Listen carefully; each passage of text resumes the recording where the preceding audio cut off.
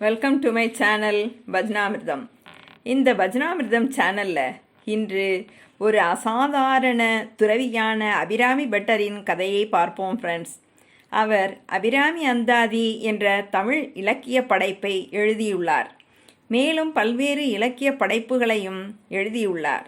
Abirami butter 17ஆம் நூற்றாண்டின் பிற்பகுதியில் திருக்கடையூர் என்ற இடத்தில் சுப்பிரமணியராக பிறந்தார்.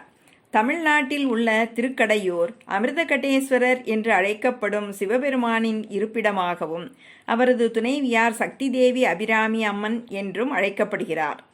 அபிராமி என்ற பெயரின் அர்த்தம் அளக்க முடியாத அழகை கொண்டவள் என்பதாகும்.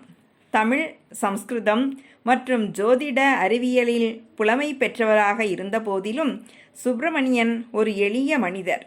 அவர் அபிராமி தெய்வத்தின் சிறந்த பக்தர். கோவிலுக்கு சென்று தேவைகளுக்காக பிரார்த்தனை செய்து வருவது போல இல்லை அவரது பக்தி. அவரது பக்தி முற்றிலும் வேறுபட்டது. அவர் கோவிலுக்கு சென்று மயக்கத்தில் இருப்பது போல் மணிக்கணக்கில் ஒன்றாக தெய்வத்தை பார்ப்பார். தெய்வமே அவருக்கு எல்லாமே. அவளுடைய அழகான முகத்தில் அவர் பிரபஞ்சத்தை அதன் மகிமையில் அனைத்து உயிரினங்களுடனும் சூரிய குடும்பம், கோள்கள், சூரியன், சந்திரன் மற்றும் நட்சத்திரங்களுடனும் பார்த்தார். இந்த காட்சியால் அவர் மிகவும் பிரமித்து போனார். தெய்வம் மட்டுமே நித்தியமானவர் என்று அவர் உறுதியாக நம்பியதால் உலக விவகாரங்களில் ஆர்வத்தை இழந்தார். மற்ற அனைத்து உயிரினங்களும் பொருட்களும் நிலையற்றவை. அவருக்கு ஒரு பொருட்டல்ல. அவர் யாரிடமும் பேசவில்லை. வாழ்க்கையில் சாதாரணமான விஷயங்களை பற்றி கவலைப்படவில்லை. மணிக்கணக்கில் தேவியின் முன் நிற்பார். அருகில் இருப்பவர்கள் இருப்பதை கூட அடையாளம் காண மாட்டார். சில சமயங்களில் வழிபட வரும் சில பெண்களில் தேவியின் வடிவத்தை கண்டு அவர்களை பின்தொடர்ந்து சென்று அபிராமி அபிராமி என்று கூப்பிட்டு அவர்களால் விரட்டி அடிக்கப்படுவார். சில சமயங்களில் கோவிலை மூடும் நேரம் வந்தாலும் கூட தேவியின் முன் இருந்து நகராமல் இருப்பது கண்டு சிலர் தூக்கிச் சென்று கோவிலில் இருந்து வெளியேற்றுவார்கள். ஆனால் அவரிடமிருந்து புன்னகையை தவிர வேறு எந்த எதிர்வினையும் இல்லை. சில சமயங்களில் அவரது கண்களில் ஆனந்த கண்ணீரும் இருந்தது. அவரது நடத்தையை கவனித்த மக்கள் அவரை பைத்தியம், விசித்திரமானவர், திமிர் பிடித்தவர் மற்றும் முட்டாள் என்று அழைத்தனர். அந்த புனைப்பெயர்களும் விமர்சனங்களும் சுப்பிரமணியனை ஒருபோதும் தொந்தரவு செய்யவில்லை. அவர் தன்னை அபிராமியினுடைய மகனாக கருதினார். அதற்கு மேல் யாரும் இல்லை, எதுவும் இல்லை என்று. சுப்பிரமணியனிடம் அனுதாபம் கொண்டவராகவும் அவரது தெய்வ பக்தியை ஓரளவுக்கு புரிந்து கொள்ளக்கூடியவராகவும் இருந்தவர் சுப்பிரமணியனின் தூரத்து உறவினரான அந்த கோயில் பூசாரி மட்டுமே. ஒரு நாள் சுப்பிரமணியர் கையில் ஒரு பஞ்சாங்கத்துடன் கோவிலுக்கு வந்தார். அது தமிழ் மாதமான தை மாதத்தின் அமாவாசை நாளின் காலை. அவர் தனது வழக்கப்படி அபிராமி தேவியின் கருவறைக்குள் நுழைந்தார். அன்று தேவியின் முகம் முழு நிலவு நாளில் சந்திரனைப் போல் பிரகாசமாக இருப்பது போல் அவருக்கு தோன்றியது. உடனடியாக அவர் ஆழ்ந்த தியானத்தில் அபிராமி தேவியின் தாமரை முகத்தில் முழுமையாக கவனம் செலுத்தி தரையில் நிலைகுலைந்து நின்றார். அந்த நேரத்தில் தஞ்சாவூரில் இருந்து ஆட்சி செய்து வந்த மராட்டிய மன்னர் ராஜா சரபோஜி போன்ஸ்லே. இவருடைய ஆட்சி காலம் 1675 இருந்து 1728 வரை. இவர் அமாவாசையன்று பூம்புகாரில் கடலில் சடங்குகளை செய்துவிட்டு அதிகாலையில் நீராடிய பிறகு திருக்கடையூர் வந்து இறைவனையும் அம்மனையும் வணங்கிக் கொண்டிருந்தார். இது மன்னரின் திட்டமிடப்படாத வருகை என்பதால் தூதர்கள் பூசாரியிடம் ஓடி வந்து கோவிலுக்கு செல்லும் மன்னரின் திட்டத்தை பற்றி தெரிவித்தனர். உடனடியாக பூசாரி ராஜாவை வரவேற்க ஏற்பாடுகளை செய்வதில் மும்முரமாக இருந்தார். அவர் தேவியின் கருவறையில் சுப்பிரமணியர் இருப்பதை மறந்துவிட்டார். தன்னை சுற்றியுள்ள பரபரப்பால் சிறிதும் கவலைப்படாத சுப்பிரமணியன் தேவியின் முகம் வெளிப்படுத்திய பிரகாசத்தில் இருந்தான். அதை அவன் மட்டுமே தன் மனக்கண்ணில் அனுபவித்தான். முழு நிலவின் பிரகாசத்தை விட தெய்வத்தின் முகத்தையும் அவனால் இன்னும் பிரகாசமாக காண முடிந்தது.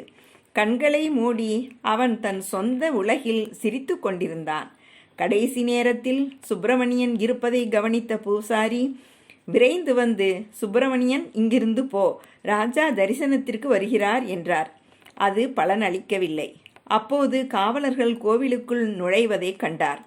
எதுவும் செய்ய முடியாமல் ராஜாவை வரவேற்க நுழைவாயிலுக்கு விரைந்த அவர் பின் ராஜாவை கருவறைக்குள் அழைத்துச் சென்றார்.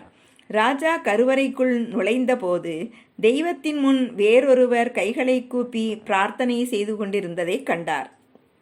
யார் இவர் என்று ராஜா கர்ஜித்தார். காவலர்கள் அவரை பலவிதமாக சொல்ல பூசாரியால் அதை தாங்கிக் கொள்ள முடியவில்லை. அதனால் அவர் சொன்னார், சுப்பிரமணியன் நல்ல மனிதர், கற்றறிந்த அறிஞர், தமிழ் மற்றும் சம்ஸ்கிருத மொழிகளில் தேர்ச்சி பெற்றவர், ஜோதிடரும் கூட. ஒரே விஷயம், தேவியின் முன்னிலையில் தன்னை மறந்து விடுவார் என்று கூறினார்.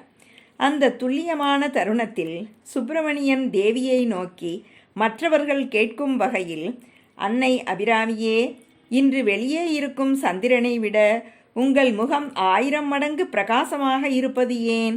உங்கள் இருப்பின் பிரகாசத்தில் நான் மூழ்கியிருப்பது உண்மையிலேயே அதிர்ஷ்டம் என்று கூறினார்.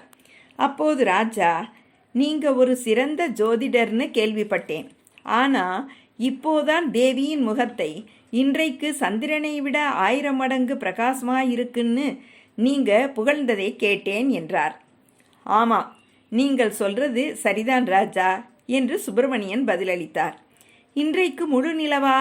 நீ உன்னை ஜோதிடர் என்று சொல்கிறாய் என்று ராஜா சிரித்தார். அப்போது இன்று அமாவாசை நாளா? சுப்பிரமணியன் முகத்தில் குழப்பமான பார்வை தெரிந்தது. பஞ்சாங்கத்தை பார்த்தார். ஆனால் மிகுந்த குழப்பத்துடன் தேவியை பார்க்க தொடங்கினார். அப்போது ராஜா, இது உன் ஜோதிட அறிவின் அளவு. அமாவாசைக்கும் பௌர்ணமிக்கும் வித்தியாசம் தெரியாது என்று ராஜாவின் குரல் இடி முழக்கமிட்டது. சுப்பிரமணியன் அங்கே ஒரு பாறை போல நின்று தேவியின் முகத்தையே கூர்ந்து பார்த்து கொண்டிருந்தார். அவரது குரல் முணுமுணுத்தது, இன்று முழு நிலவு நாள், இன்று முழு நிலவு நாள் என்று. இன்னைக்கு முழு நிலவு நாள்னு நீங்க இன்னும் நம்புறீங்களா என்று ராஜா கேட்டார். ஆமாம் மகாராஜா, நான் அப்படி சொன்னதால் அல்ல, அவள் என் மூலம் பேசியதால். நான் அவளுடைய மகன். அவள் கைகளில் ஒரு பொம்மை. நான் என் விருப்பப்படி பேசுவது இல்லை. அவள்தான் என்னை பேச வைக்கிறாள். இன்று முழு நிலவு என்று அவள் சொன்னால் அது அப்படித்தான். அதில் எந்த சந்தேகமும் இல்லை என்று சுப்பிரமணியன் எதிர்க்கும் தொனியில் கூறினார். அப்படியானால் உன் அம்மா இன்றிரவு முழு நிலவை கொண்டு வர முடியுமா என்று பார்ப்போம்.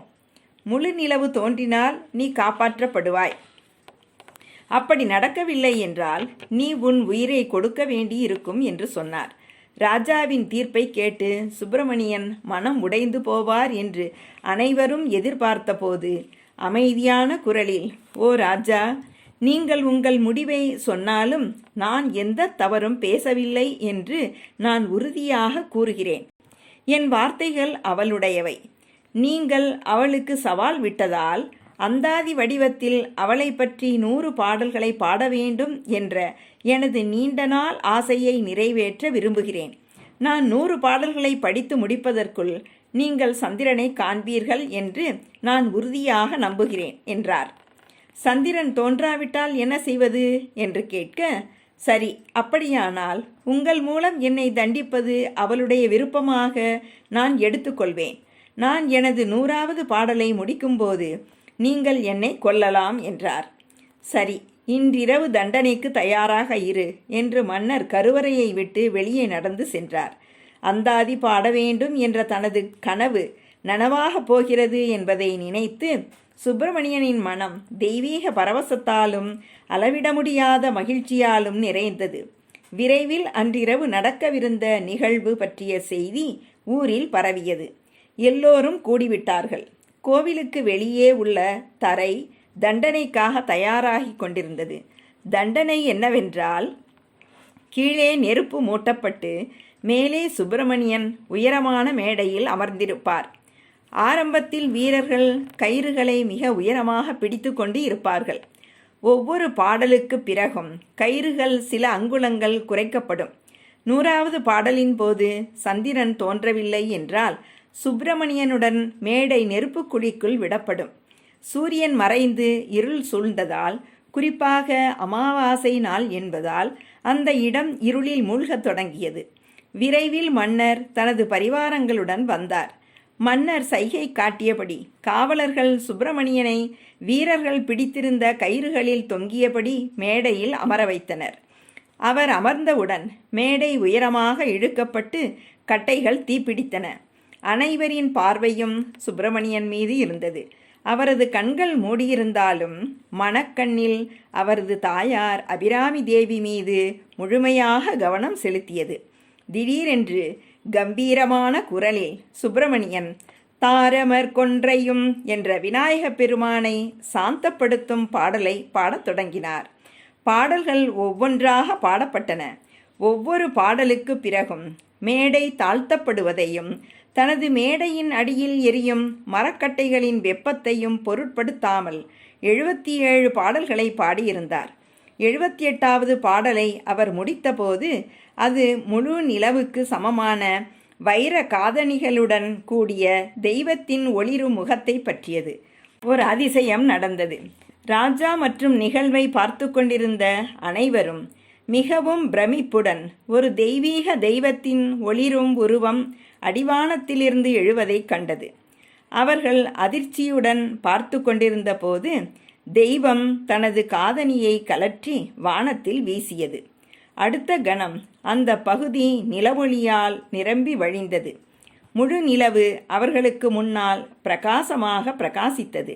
அந்த நேரத்தில் 79வது பாடல் முடிந்தது. தெய்வம் மறைந்து போனது. அனைத்தும் சில நொடிகளில் நடந்துவிட்டன. அந்த சத்தத்தை கேட்டு சுப்பிரமணியன் கண்களை திறந்து வானத்தில் சந்திரனையும் தேவி தோன்றிய திசையில் வணங்கும் மக்களையும் கண்டார்.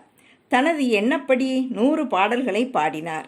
அபிராமி தேவியிடம் சரணடைவதன் நன்மைகளை புகழ்ந்து மேலும் ஒரு பாடலை பாடினார். ராஜாவும் அவரது பரிவாரங்களும் என்ன செய்வது என்று தெரியாமல் திகைத்து நின்றனர். தங்கள் ஆணவ நடத்தைக்காக வெட்கப்பட்டனர். எல்லோரும் மன்னிப்பு கோரினர். மன்னர் சுப்பிரமணியனுக்கு ஏராளமான பரிசுகளையும் நிலங்களையும் வழங்கி கௌரவித்தார். மேலும் அவருக்கு அபிராமி பட்டர் என்ற பட்டத்தையும் வழங்கினார். நீ உண்மையிலேயே அபிராமி தேவியின் மகன் என்பதை நிரூபித்ததால் இனிமேல் நீ அபிராமி பட்டர் என்று அழைக்கப்படுவாய் என்று மன்னர் கூறினார். அந்த நாளில் மக்களும் அவர்களின் மன்னரும் உயர்ந்த சக்தியான அபிராமி தேவியின் மீது மனிதன் வைத்திருந்த அசைக்க முடியாத நம்பிக்கையின் சக்தியைக் கண்டு புரிந்து கொண்டனர். அதை நாம் எந்த பெயரில் அழைத்தாலும் சரி, இந்த சம்பவம் இன்று வரை திருக்கடையூரில் கொண்டாடப்படுகிறது. ஓகே ஃப்ரெண்ட்ஸ், இந்த வீடியோவை ஸ்கிப் பண்ணாமல் கடைசி வரைக்கும் பாருங்கள். இந்த சேனலை இப்போ தான் ஃபஸ்ட் டைம் பார்க்குறீங்கன்னா சப்ஸ்கிரைப் பண்ணி ஷேர் பண்ணி பக்கத்தில் இருக்கிற பெல் பட்டனையும் கிளிக் பண்ணுங்கள். அப்போ தான் அடுத்தடுத்து நிறைய பஜன் பாடல்களை கற்றுக்க முடியும். வாங்க இப்போ பாடலாம். அபிராமியே எங்கள் அபிராமியே, அபிராமியே எங்கள் அபிராமியே, அன்னை பராசக்தி அபிராமியே, அபிராமியே எங்கள் அபிராமியே, அபிமானம் கொண்டோர்க்கு சிவகாமி, அபிமானம் கொண்டோர்க்கு சிவகாமி, ஆவேசம் கொண்டாலோ நமகாளி, அபிமானம் கொண்டோர்க்கு சிவகாமி, ஆவேசம் கொண்டாலோ நமகாளி, ஆனந்தம் கொண்டாட காந்திமதி, ஆனந்தம் கொண்டாட காந்திமதி, அகிலமெல்லாம் புகழும்